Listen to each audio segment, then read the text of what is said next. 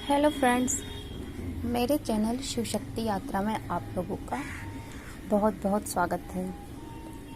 अगर आपने मेरे पिछले healing videos, life changing videos, Bhagavad Gita से रिलेटेड वीडियोस, ट्विन सोल से रिलेटेड वीडियोस और मेडिटेशन से रिलेटेड वीडियोस देखे हों और अगर आपको पसंद आए हो तो मुझसे जुड़े रहने के लिए और आगे की जानकारी जानने के लिए मेरे चैनल को सब्सक्राइब ज़रूर से कर लीजिएगा।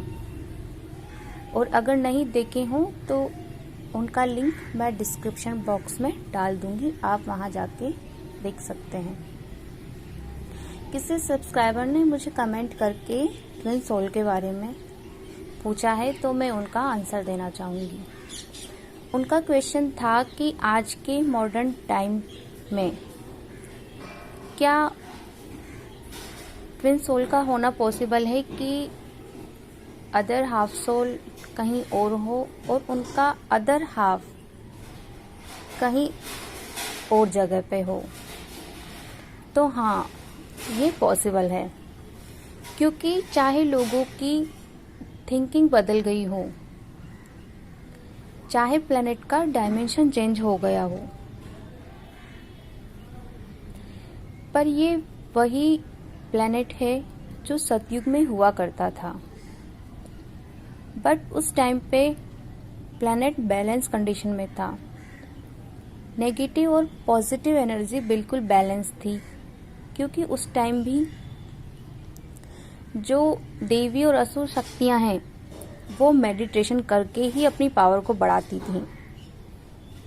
बट वहां पर कंडीशन बैलेंस थी। धीरे धीरे टाइम के साथ चेंजेस आया और प्लेनेट की कंडीशन बैलेंस में नहीं रही, और जब जब भी डार्कनेस बढ़ी है, नेगेटिव एंटिटीज बढ़ी है, उसे बैलेंस करने के लिए कोई ना कोई पॉजिटिव एनर्जी प्लेनेट पर जरूर आती है। तो त्रेता युग में राम और सीता ने जन्म लिया।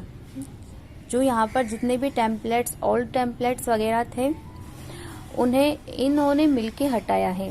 राम सीता विष्णु और लक्ष्मी का ही अवतार थे, जो कि एक ट्विन सोल और डिवाइन सोल थी। उनका काम खत्म होने के बाद वो यहाँ से कुछ टाइम में ही चले गए थे। उसके बाद कुछ टाइम तक चीजें बैलेंस रही, फिर जैसे धीरे धीरे वापस से कंडीशन बिगड़ी, तो वापस से द्वापर युग में विष्णु और लक्ष्मी ने वापस से फिर से अवतार लिया राधा और कृष्ण की फॉर्म में। उस टाइम पे कृष्ण ने सारी असुरी शक्तियों को कम किया, क्योंकि मैक्सिमम काम कृष्ण ने ही क्यों किया, हो सकता है आपके माइंड में ये क्वेश्चन आए। ऐसा होता है कि ट्विन सोल में से जो पहले अवेकन होता है वो ही लोगों को जगाता है और नेगेटिविटीज को रिलीज करता है, बाकी उनका दूसरा काउंटर पार्ट उनको हेल्प करता है। कृष्ण ने अकेले ही सारी नेगेटिविटीज को हटाया और प्लेनेट पर एक लव की एक न्यू फॉर्म दी, प्रेम का एक नया रूप दिया, एक अनकंडीशनल लव क्रिएट किया सभी के साथ, गोपियों के साथ, संतों के साथ, भक्तों के साथ, राधा के साथ, सबके साथ। ठीक है। उसके बाद कुछ टाइम बाद, जैसे जैसे टाइम आगे बढ़ा, उसके बाद मीरा आई, जो कि कृष्ण भक्त के नाम से जानी जाती है। जहाँ तक मैं जानती हूँ, अपने इंट्यूटिव नॉलेज पे जान पाई हूँ मैं, मीरा भी कृष्ण की ट्विन सोल ही थी। उनका अदर हाफ पार्ट जो प्लेनेट पर भेजा गया था वो मीरा की फॉर्म में था, जो प्लेनेट पर प्रेम और भक्ति को सिखाने के लिए आई थी। क्योंकि ये जरूरी नहीं होता है कि ट्विन सोल की दोनों सोल प्लेनेट पर ही हो, कभी कभी एक स्पिरिट वर्ल्ड में और दूसरी अर्थ प्लेनेट पर भी हो सकती है। तो हम बात करते हैं मीरा की। मीरा ने कृष्ण के नाम पर ही अपना जीवन बिता दिया। सिर्फ उनकी एक झलक पाने के लिए वो पूरे जीवन तरसती रही। मीरा ने अपने प्राण दे दिए, पर कभी किसी और को विवाह के रूप में एक्सेप्ट नहीं किया। वो कभी किसी से शादी करने के बाद भी कभी किसी को एक्सेप्ट नहीं कर पाई, क्योंकि जब प्रेम आत्मा से जुड़ा हो तो वो किसी और को कभी भी एक्सेप्ट नहीं कर सकता है।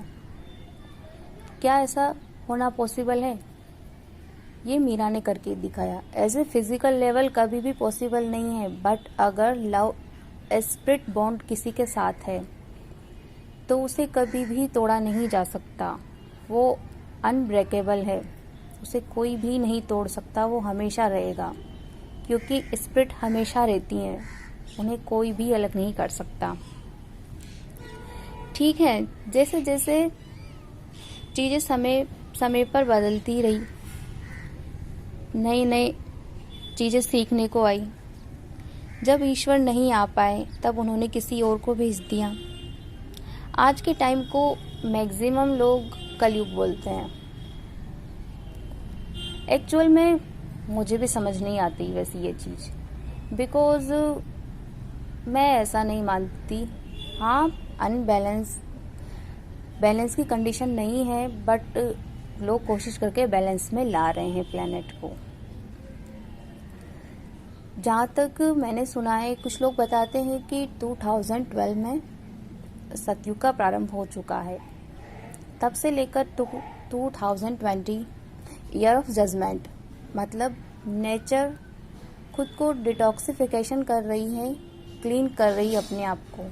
नेगेटिविटी ऑटोमेटिक वो यहाँ से साफ कर रही है। फिर चाहे वो कोरोना के थ्रू हो या कोई और वायरस आए, बाढ़ आए, भूकंप आए, कोई भी नेचुरल चीज हो, बट नेचर अपने आप को बैलेंस कर लेती है। ठीक है। हाँ, तो मैं बताना चाहूँगी कि आज के टाइम में भी ट्विन सोल पॉसिबल हैं, क्योंकि ये धरती वही है, यहाँ कुछ भी नहीं बदला है। आज भी यहाँ पर वही वेद, पुराण, कुरान, उपनिषद, बाइबल, गुरु ग्रंथ साहिब, ये सब चीज़ें पढ़ी जाती हैं जो बहुत पुरानी हैं, सदियों से चली आ रही है। लेकिन इनका ज्ञान आज भी उतना ही नया है, सनातन है, जो हमेशा था और हमेशा रहेगा। श्री कृष्ण भी हमेशा यही बोलते हैं कि जब जब धर्म की हानि होती है और अधर्म बढ़ता है, मैं जरूर आता हूँ, मैं जरूर जन्म लेता हूँ, फिर चाहे वो किसी भी फॉर्म में हो। और जब स्पिरिट जाग के किसी काम को करे तब वही कृष्ण हो जाती है। ठीक है, तो ये तो था आपके पहले क्वेश्चन का आंसर। आपने बताया था कि आपने बिल्कुल सही बताया कि एक बॉडी दोनों एनर्जी रखती है, मैस्कुलाइन एंड फेमिनाइन, बट वो या तो मेल हो सकती है या फीमेल। जेंडर चाहे जो भी हो बॉडी का, बट वो एनर्जी मैस्कुलाइन फेमिनाइन दोनों ही रखती है, जिसे बैलेंस में रखना बहुत ज़रूरी होता है। मैस्कुलाइन और फेमिनाइन एनर्जी इक्वल रहनी चाहिए, ना कोई ज़्यादा कम होना चाहिए, ना कोई ज़्यादा होना चाहिए। ठीक है, मैस्कुलाइन और फेमिनाइन एनर्जी को बैलेंस करते ही आप ऑटोमेटिक बैलेंस हो जाते हैं, क्योंकि एनर्जी हमें सबसे ज़्यादा डिस्टर्ब करती है। ट्विन सोल भी नॉर्मल सोल की तरह दोनों ही एनर्जी रखती है, बट वो सोल ही हाफ हाफ होती है। एनर्जी दोनों रखती है, बट वो इनकम्प्लीट होती है अपने अदर हाफ के पार्ट के बिना, जबकि नॉर्मल सोल खुद में कंप्लीट होती है। वो चाहे तो बहुत कुछ कर सकती है। ठीक है, नॉर्मली आप सब लोग जानते हैं कि एक शरीर या किसी भी बॉडी का लेफ्ट पार्ट फेमिनाइन एनर्जी को शो करता है और उसका राइट पार्ट मैस्कुलाइन पार्ट को शो करता है, मैस्कुलाइन एनर्जी को शो करता है। ठीक है, ट्विन सोल अगर फेमिनाइन है तो उनकी राइट साइड पर जो एनर्जी वो रखती है वो उनकी मैस्कुलाइन एनर्जी है, जिसे वो अपने आउटर वर्ल्ड में अपने काउंटर पार्ट यानी कि अपने डिवाइन पार्ट पर उसका इफ़ेक्ट देख सकती हैं, जो भी काम वो अपने ऊपर करती हैं। उसी तरह जो उनका मैस्कुलाइन होगा, जो उनका डिवाइन मेल होगा, उनके लेफ्ट पार्ट में उनकी डिवाइन फेमिनाइन सोल लेवल पर उनसे हमेशा कनेक्टेड होती हैं। और जो भी काम वो अपने ऊपर करते हैं, जो भी एक्शन वो लेते हैं, उनका इफ़ेक्ट उनकी फेमिनाइन एनर्जी पर आउटर वर्ल्ड में दिखता है। ठीक है, इस तरह दोनों ही ट्विन सोल का मतलब दोनों एनर्जी मैस्कुलाइन और फेमिनाइन अपने आप को बैलेंस रखती है हर कंडीशन में। ट्विन सोल को भी अपने आप को बैलेंस रखना पड़ता है। तो आपका क्वेश्चन था कि आपकी फेमिनाइन एनर्जी ज़्यादा डोमिनेंट है। ठीक है, तो आपको ज़्यादा मेडिटेशन करना पड़ेगा, आप इजीली बैलेंस हो जाएंगे। थोड़ा सा ट्राई कीजिए, आप इजीली बैलेंस कंडीशन में आ जाएंगे। ठीक है, प्रॉपर मेडिटेट करना पड़ेगा, करोगे तो हो जाएगा। अब मैं बात करती हूँ कि मेनली जो फेमिनाइन एनर्जी और मैस्कुलाइन एनर्जी का क्या काम होता है। तो जो फेमिनाइन एनर्जी होती है, ऐसा हम लोग फैमिली के हिसाब से देख लेते हैं। ठीक है, जो फैमिली में फेमिनाइन एनर्जी होती है, जितनी भी फीमेल्स होती है, वो परिवार को संभालती हैं, उनकी घर की जिम्मेदारी होती है, उनके हस्बैंड को संभालती है, और उनके हस्बैंड उनकी जो भी ज़रूरत होती है उन्हें पूरा करते हैं, उन्हें सपोर्ट देते हैं। ठीक है, ट्विन सोल में भी बिल्कुल ऐसा ही होता है। डिवाइन फेमिनाइन लोगों को गाइड करती है, हील करती है, उनको लाइट वर्किंग देती है, सजेस्ट करती है और बैलेंस होना सिखाती हैं, और एक न्यू अवेकनिंग क्रिएट करना चाहती हैं। और जो हमारे अदर हाफ, हमारे पार्टनर होते हैं, वो हमें इन चीज़ों में सपोर्ट करते हैं, हमारा साथ देते हैं और हमें आगे बढ़ाते हैं और हमें एनकरेज करते हैं इन चीज़ों के लिए। ठीक है, डिफरेंस कुछ भी नहीं है नॉर्मल सोल और ट्विन सोल में। बस जो नॉर्मल सोल होती है वो हर काम को फैमिली लेवल पे करती है, मतलब जो भी काम करती है उनको परिवार के हिसाब से करती है।